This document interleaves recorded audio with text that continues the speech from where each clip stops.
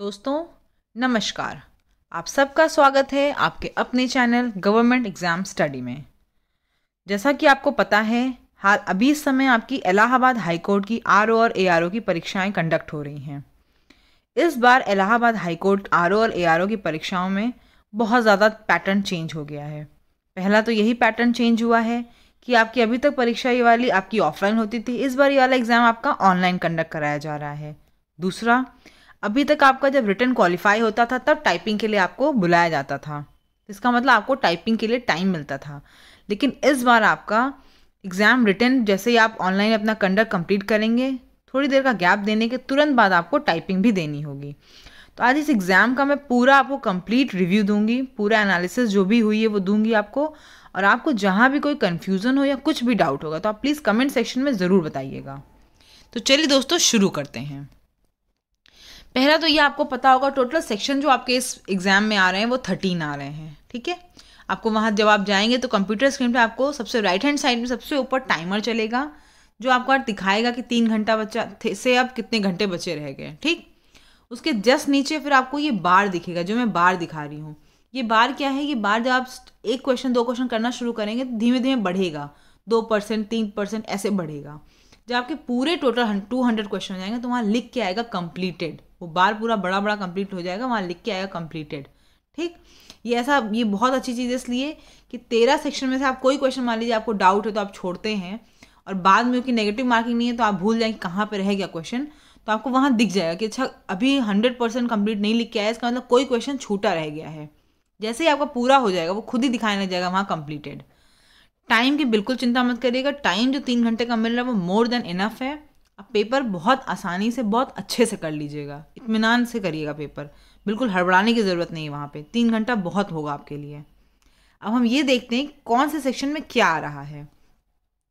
पहला सेक्शन जैसे आपका रीजनिंग का अगर है तो रीजनिंग में 25 क्वेश्चन इस बार आ ही रहे हैं और मॉडरेट लेवल की रीजनिंग है।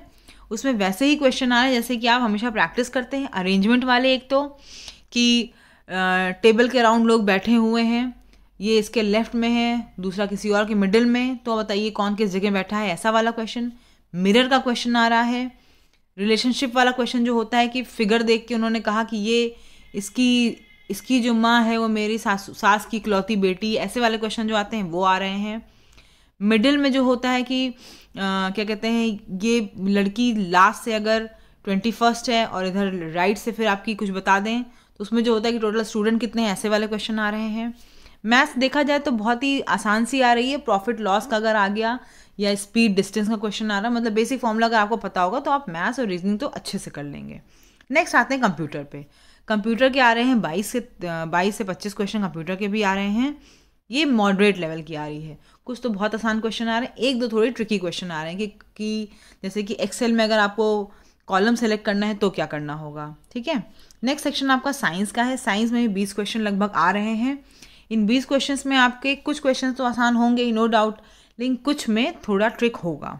अगर आपको पता होगा तो आप कर पाएंगे, नहीं तो फिर शायद कन्फ्यूज़न होगी। हिस्ट्री ऑफ इंडिया वाले सेक्शन में 14 क्वेश्चन आ रहे हैं। इसमें से आपको बेसिक नॉलेज ही आ रही, बहुत टफ नहीं आ रहा है। मौर्य, अशोक, अकबर, इन सब का आ रहा है।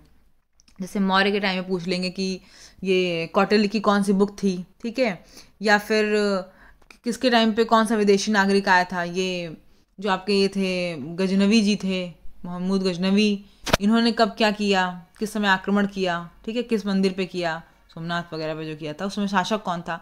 मतलब बेसिक एकदम चीज़ें आएंगी, जो आपको पता है वही चीज़ें आएंगी। ठीक, इसमें बहुत वो नहीं आएगा, बहुत टफ नहीं आएगा, बेसिक ही आ रहा है। इंडियन नेशनल मूवमेंट में भी 14 क्वेश्चन आए थे।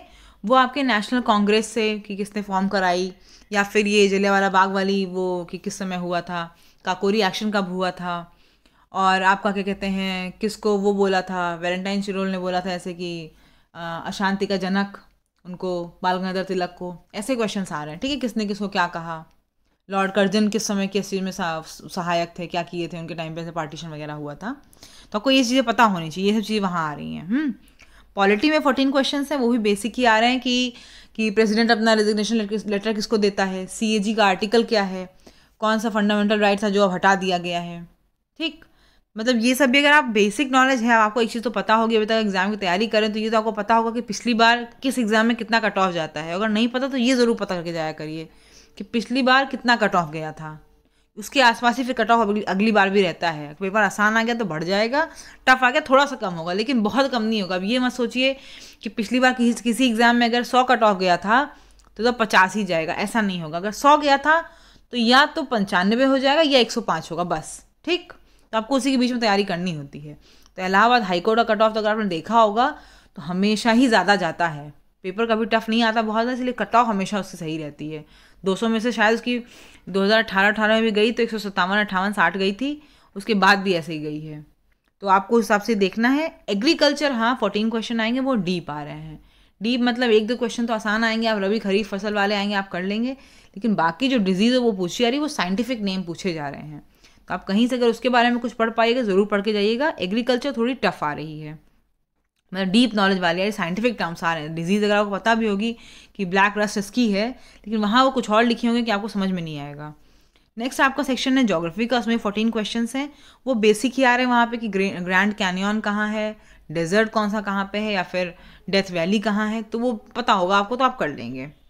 या फिर इंडिया के रिलेटेड भी पूछेंगे तो नॉर्मली पूछेंगे कौन सा डैम कहाँ, बस सिंपल ऐसा ही। पॉपुलेशन वाले सेक्शन में भी आपके क्वेश्चन 12 आ रहे हैं, वो भी आपके ऐसे ही आ रहे हैं। सेंसस से रिलेटेड 1-2 क्वेश्चन आ जा रहे हैं कि कहाँ पे कितनी पॉपुलेशन है, क्या है, और थोड़ा बहुत उन सबको करंट से भी लिंक कर दे रहे हैं पॉपुलेशन को भी, कि कोई करंट का क्वेश्चन पॉपुलेशन में कोई स्कीम चलाई गई या कुछ हुआ तो वो ही पूछ ले रहे हैं आपसे। इकोनॉमिक्स भी इसी सेक्शन में आ रही है, पॉपुलेशन वाले सेक्शन में ही। नेक्स्ट सेक्शन आपका जो है करंट में 12 से 13 क्वेश्चन आ रहे हैं। वो भी आपके ऐसा नहीं जैसे अभी आजकल पीसीएस और आरओ के एग्जाम में आपने देखा होगा कि एकदम अंदर अंदर का पूछा, ऐसा नहीं पूछ रहे हैं। वो ऊपर ऊपर की योजनाएं और ऊपर ऊपर की चीज़ ही पूछ रहे हैं आपसे करंट में, कि कहाँ पे कब क्या चला, कौन सी G20 समिट कहाँ हुई, कौन फॉरेन मिनिस्टर कहाँ किस जगह पे गया अध्यक्ष बन के, ऐसे ही क्वेश्चन। यूपी की नॉलेज के लिए अगर आपने नहीं पढ़ा तो यूपी ज़रूर थोड़ा पढ़ के जाएगा। 14 क्वेश्चन आ रहे हैं और क्वेश्चन में ठीक ठाक ही आ रहे हैं उसके, कि जैसे पूछा गया था एक सेक्शन, एक उसमें कि मिर्ज़ापुर में कौन सी फैक्ट्रीज़ की प्लांट ज़्यादा हैं, जैसे सीमेंट है, या फिर कहाँ पे चूना ज़्यादा मिलता है। तो आपको पता होना चाहिए कि यूपी में कौन कौन सा एरिया किस चीज़ के लिए फेमस है, ठीक। उसके बाद हिंदी और इंग्लिश है। देखिए इंग्लिश का तो वेटेज एकदम कम कर दिया इन्होंने। अभी तक जो क्वेश्चन 40, 45, 50 आते थे इंग्लिश के, इस बार सिर्फ 10 क्वेश्चन आ रहे हैं, 10 से 12 क्वेश्चन आ रहे हैं।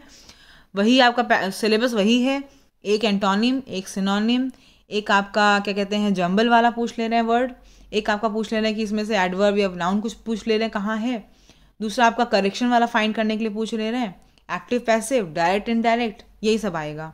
हिंदी में आपके 12 क्वेश्चन जो आ रहे हैं 10 से 12, उसमें वही आपका एक विलोम, पर्यायवाची, वाक्यांश, एक पैसेज दे रहे हैं, उससे क्वेश्चन क्या दे रहे हैं कि बताइए कि क्वेश्चन में क्या शीर्षक है या कुछ भी ऐसा पैसेज पढ़ के करने वाला, और आपका 1-2 क्वेश्चन वही कि इसमें क्या सर्वनाम है कि क्या है, संधि समास आ रहा है।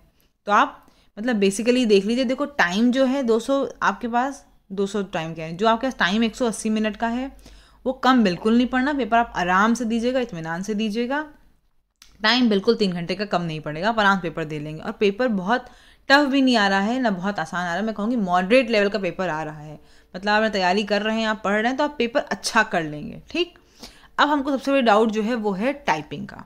तो देखिए टाइपिंग में आपको जब 12, अगर आपका पहला शुरू का पेपर है तो 9 से 12 आप पेपर देंगे, और 12 बजे के बाद आपको 15 मिनट का गैप मिलेगा। वो गैप इसलिए मिलेगा कि आपको एक तो कीबोर्ड चेक कर लेना है अपना कि सारी कीज़ काम कर रही हैं कि नहीं कर रही हैं, आप उसमें बदलवा लीजिए उसको। दूसरा आपको क्या करना होगा कि एक आपको पैराग्राफ खोल के दे देंगे कि आप टाइप करके मतलब अपना हाथ थोड़ा सेट कर लीजिए कीबोर्ड पे, उसके बाद मेन एग्ज़ाम पे जाइए। फिर जब मेन एग्ज़ाम आपका जब खुल जाएगा तो ऐसी 2 स्क्रीन मिलेगी, एक ऊपर पैसेज लिखा रहेगा, पैसेज गिवन वाले जगह पे, और नीचे आपको टाइप करना होगा उसी को देख देख के। बीच में आपको मैंने लिखा है ना showing percentage of completion of typing, मतलब वो दिखाएगा परसेंटेज कि आपने लिखा तो 1%, फिर 2%, फिर 3%, ऐसे से लिखेगा उस पर, ठीक। तो जब आप पूरा कर लेंगे ना तो 100% लिख जाएगा। और अब ये एग्जैक्टली किसी ने काउंट तो नहीं किया होगा, लेकिन ऐसा कुछ लोगों में हो रहा है कि अगर पूरा जैसे 500 आपने 500 ही वर्ड है कि 501, 502 है, ये भी नहीं पता है। अब 100% जब हो जा रहा है उसके बाद फिर अगर एक भी वर्ड आगे होगा या जो भी, तो लिख के आएगा कि you have exceeded the word limit, ठीक। तो उसकी भी टेंशन नहीं लीजिए कि मतलब आप टाइप कर रहे हैं कि नहीं, ऊपर टाइम बताता है कि 100% हो गई कि नहीं हुई। टाइम देखिए सबसे एक्सट्रीम राइट में आपको ऊपर दिखेगा टाइम, टाइमर चलेगा, 20 मिनट से उल्टा चलना शुरू हो जाएगा। फॉन्ट साइज़ हाँ थोड़ा दिक्कत कर रहा है, बहुत स्मॉल है। बहुत स्मॉल से ये हो रहा है कि आप मान लीजिए ध्यान से नहीं थोड़ा भी करेंगे या जल्दीबाजी में करेंगे तो होता है एक लाइन पूरी स्किप कर जाए, कोई वर्ड छूट जाए उसमें, तो उसका थोड़ा सा आपको ध्यान देना पड़ेगा और प्रैक्टिस खूब कर लीजिए टाइपिंग की अपनी। दूसरी चीज़, यहाँ पे हाईलाइट बिल्कुल नहीं हो रहे कोई वर्ड, एरर कुछ पता नहीं चलेगी आपको।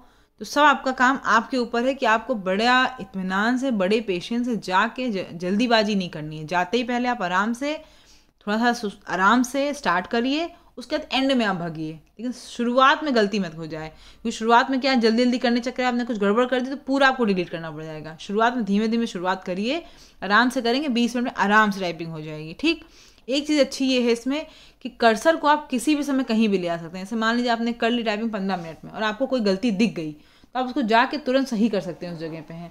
लेकिन सबके चक्कर में पड़िएगा नहीं, बहुत आराम से करिए, क्योंकि अगर ये सब करने के चक्कर में पड़ेंगे तो पूरा आपका टाइम चला जाएगा, पता भी नहीं चलेगा आपको। तो दोस्तों, आपको अगर अभी तक पूरा समझ में आ गया होगा इसका पूरा डिटेल, कोई भी डाउट हो, कुछ भी एग्जाम जाने के पहले, तो आप कमेंट सेक्शन में कमेंट ज़रूर करिएगा। और अगर आपने इस चैनल को सब्सक्राइब नहीं किया है, सब्सक्राइब ज़रूर कर लीजिएगा चैनल को। ठीक है, धन्यवाद।